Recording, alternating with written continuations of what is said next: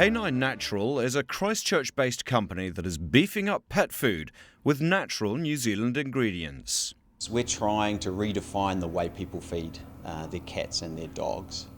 The industry over the last 100 years has evolved to be a product based on the byproducts of mass human agriculture with high carbohydrate diets for carnivores. So if you go back to the basics of nutrition for a carnivore, they don't need any carbohydrates, and yet the bulk of all pet foods available for sale around the world are 40 to 60% carbohydrates. So we've turned that on its head and said carnivores should eat meat. So our products are high meat diets that are between 90 to 95% meat based, but are still complete and balanced for your cat and dog's nutrition.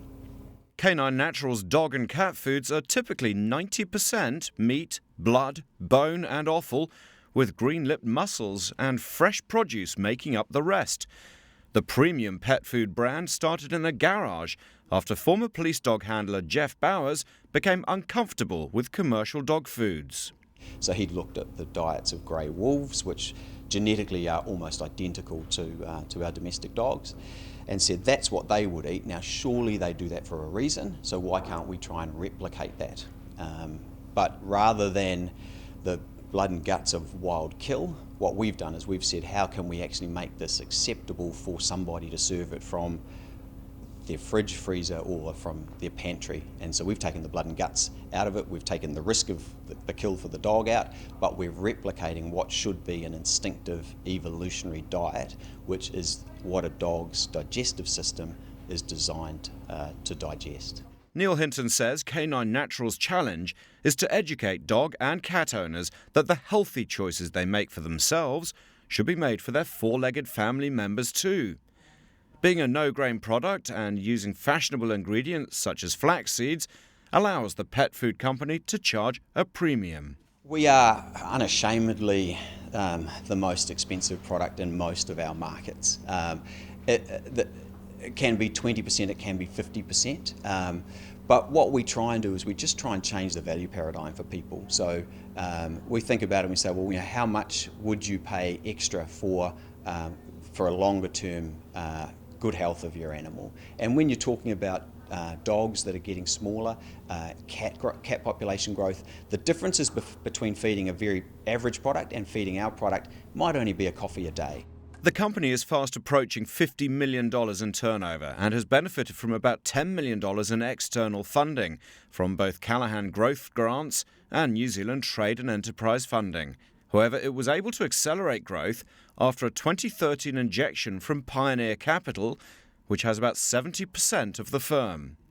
At that stage, K9 Natural was exporting about 70% of its revenue, but that has now increased to 90% of its pet foods, with roughly 35% going to North America, 45% to Asia, and 15% to Australia.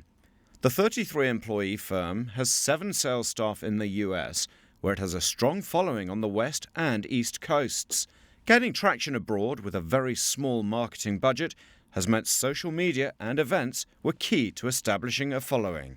We've really tried to disrupt. So we're a small business, we can't afford huge marketing budgets, so we can't take that traditional approach. But one really good example is one of our real strongholds is the Seattle market.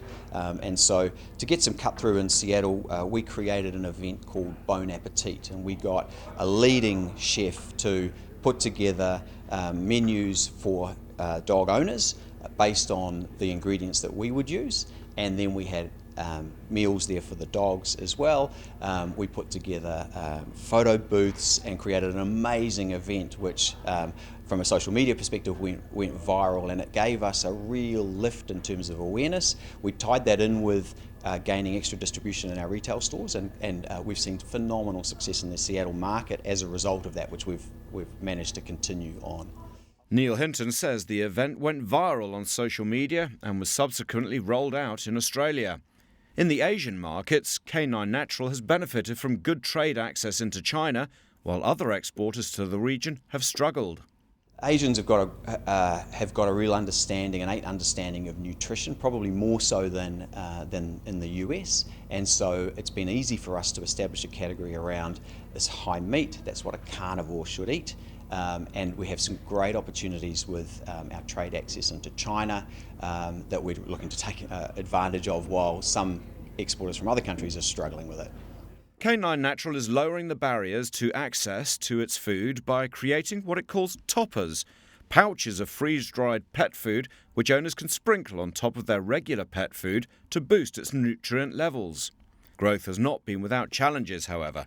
While the company has been exporting frozen pet food into the US for more than 6 years, Mr. Hinton says freight costs and a lack of freezers in stores means it's pulling out of the segment, continuing with freeze-dried and tinned food. K9 Natural was also forced to issue a recall earlier this year for 4 batches of pet food into the US, as some had tested positive for listeria.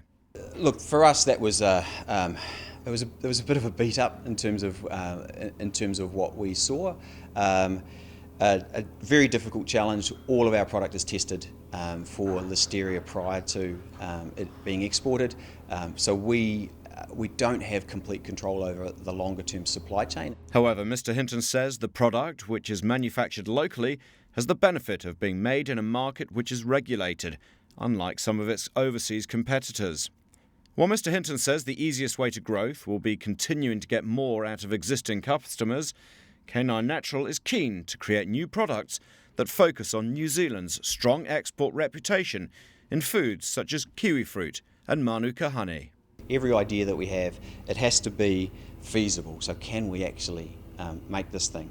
It has to be desirable. So do we believe that the dogs are going to want it or the consumers are going to want it? And then it has to be viable. So in doing this, can we make money? Can our customers make money? And will the consumer at the end be prepared to pay the price that's required to do that?